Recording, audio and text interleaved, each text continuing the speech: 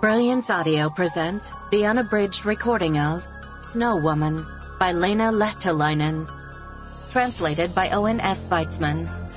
Performed by Amy Rubinate.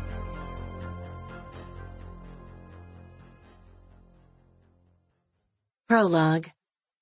I wasn't sure who was more nervous, the judge or me. My college friend Reena had never performed a wedding before, and I could see her cheeks tremble as she started the ceremony. But then, I had never gotten married before either. My knees were like jelly, and my hand, squeezing Auntie's, was probably dripping sweat onto the parquet floor of the Villa Elfic dining room. Do you, Maria Christina Kallio, take this man, Auntie Johannes Sarkila? I had forgotten that a civil ceremony used the same familiar lines.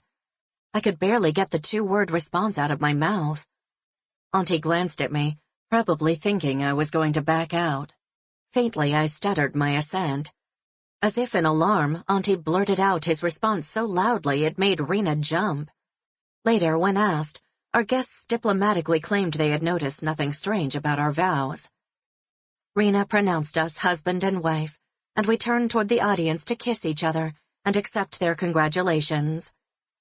We had wanted as informal a wedding as possible, and as Auntie didn't belong to the church, a civil ceremony seemed natural. My own relationship with religion was confused enough that I wasn't concerned about a Lutheran priest's blessing. In the receiving line, the hugging seemed to go on forever.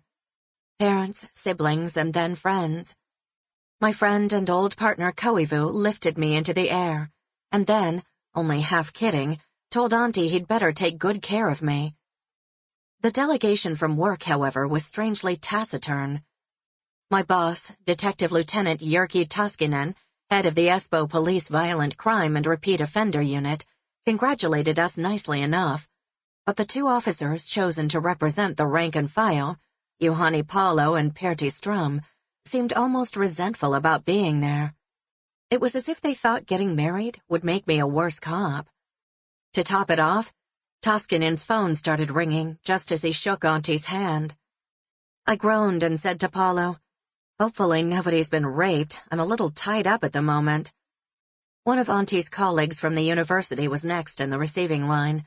Overhearing these words, she looked at me, startled. Toskinen excused himself to take the call, and I continued shaking hands.